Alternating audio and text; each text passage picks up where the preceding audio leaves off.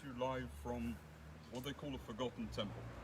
This incredible synagogue behind me is the remnants of the Jewish community of Orla in Poland. We're about 40 kilometers away from the Belarusian border, and what we're going to do is incredibly exciting. The city was kind enough to open the synagogue for me and be able to show you and take you inside and let you have a little look. So you'll follow me inside. And we're going to be going inside and have an opportunity, as I said, to see this incredible shell of a synagogue, what they call a forgotten temple, and understand a bit of the history as to what was here.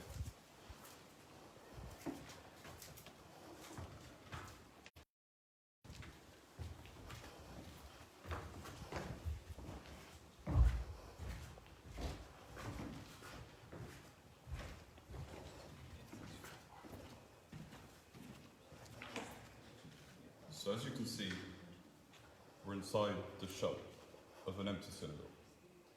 This synagogue, this building is remarkable.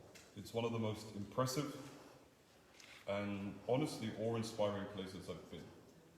This synagogue was built at the end of the 16th, early 17th century, and it was actually built as a Calvinist church.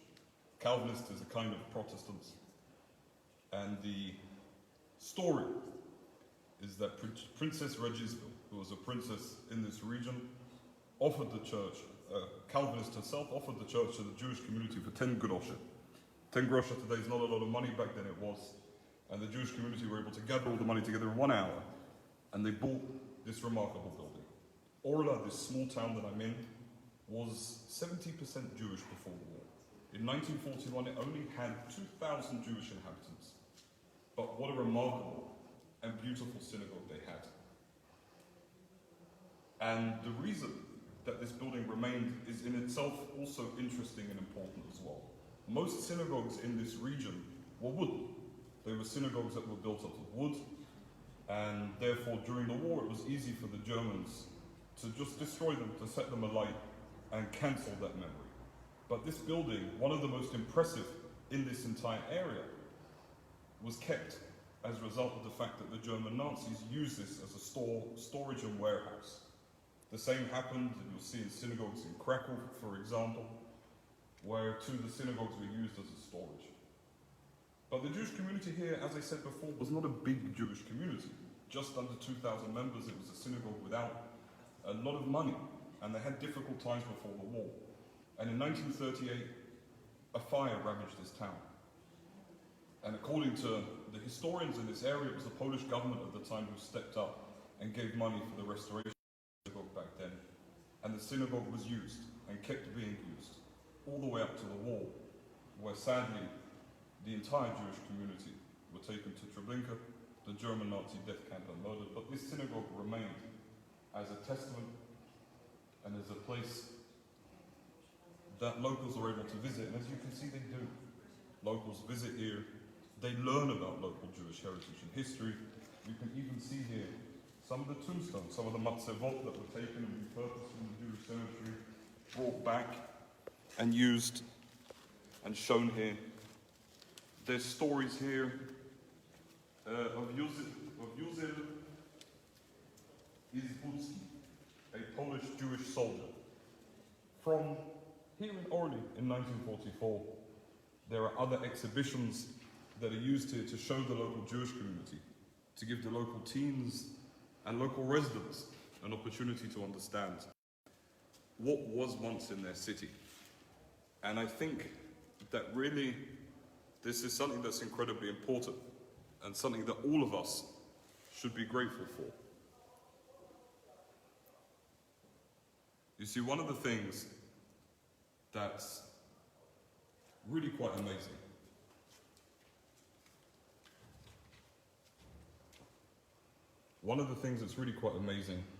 is that we often talk about the fact that a lot of this heritage was destroyed. We talk about the fact that there are empty synagogues. And there's always a question of what should be done with them. The local Jewish community doesn't have enough money. The general Polish Jewish community doesn't have enough money to fix them. What would one do with empty buildings? At the end of the day, with a heavy heart, it is just an empty building. yes, there was a holiness to this site, but it's still a building. But the fact that local communities stood up and did something in places like this is really heartwarming and amazing. And it brings me a lot of hope, and something that I'm very, very proud to see. The mayor of the city heard that I was here and he's requested to see me, and I'll see him afterwards and talk to him about what could be done in a place like this. And there are so many other sites like in Czerny Dunaj. It's a beautiful place in the south of Poland, not far from Zakopane, a city that most of you will know. And sites like this on the Belarusian border, in Poland, tell such an important part of our heritage and history. And one of the things, again, that's so amazing is that the German Nazis weren't able to destroy everything. Some of the things that you'll see in this synagogue are just so remarkable and so beautiful. You can see behind me where this plaque stands up on the wall. You can see where the ark would have stood in every single synagogue. The focal point of the synagogue is the ark. The ark, which you can see in the picture just above, would be the place where the Torah scrolls are kept. The Torah scroll is obviously the Bible, it's the Old Testament, it's handwritten. And in this very place, the Torah would be kept, the Torah, the holiest book for the Jewish people. And quite remarkably as well, we can still see some of the wood that would have held the doors of the Aron Kodesh, the Holy Ark. This wood, symbolic of the rest of this synagogue,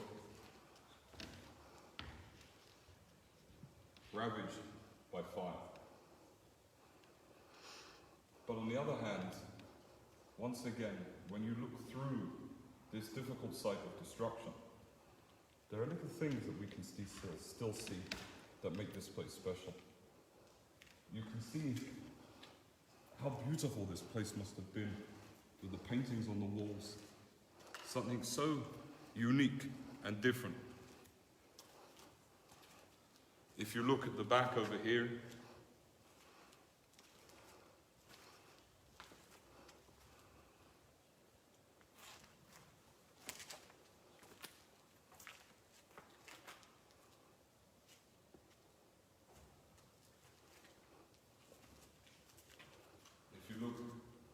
up towards the ceilings, you can see some of the colors which would have been used in the synagogue.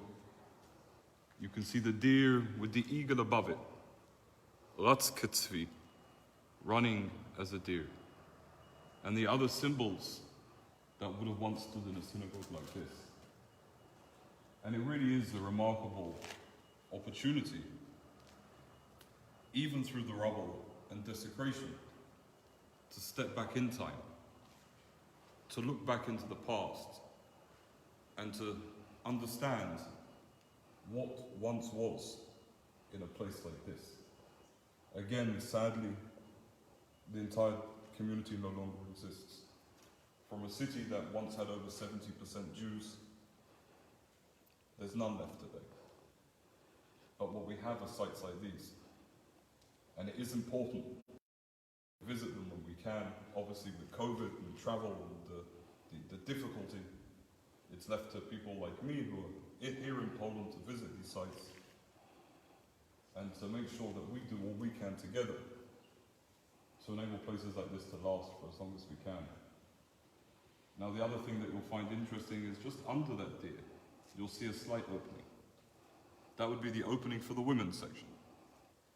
Now people often ask, and it's a question that I'm often asked, about synagogues. People say, Johnny, why is it that men and women sit separately in the synagogue? Why is it that the men are down here and the central player, the imam, would be here and the ark would be there and the women are upstairs or at the sides? Why don't men and women sit together? There are a few different reasons. From my perspective, the very simple reason is concentration. Men have a hard time concentrating when there are women around, so they keep them separate and enable men to properly concentrate on prayer, which means the women's section will be up there.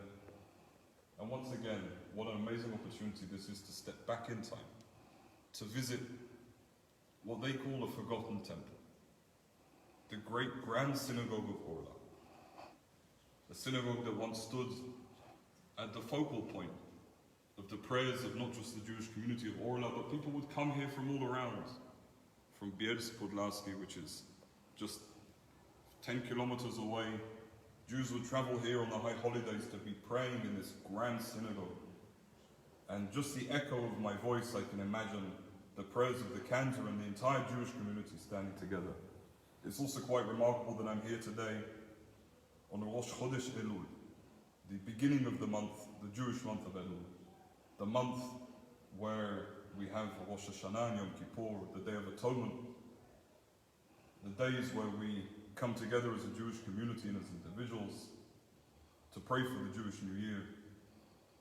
And so for me here, quite amazingly, on Rosh Chodesh Elul, from the beginning of the new year, from behind quite a difficult year that we've all had, I'm definitely going to say a little prayer here that next year be better, more productive, and most importantly, that all of us be happy, love our families, and most importantly, be healthy. For me here in the Grand Synagogue of Orla, for those celebrating Chodesh Tov, a good month ahead, and for the rest of you,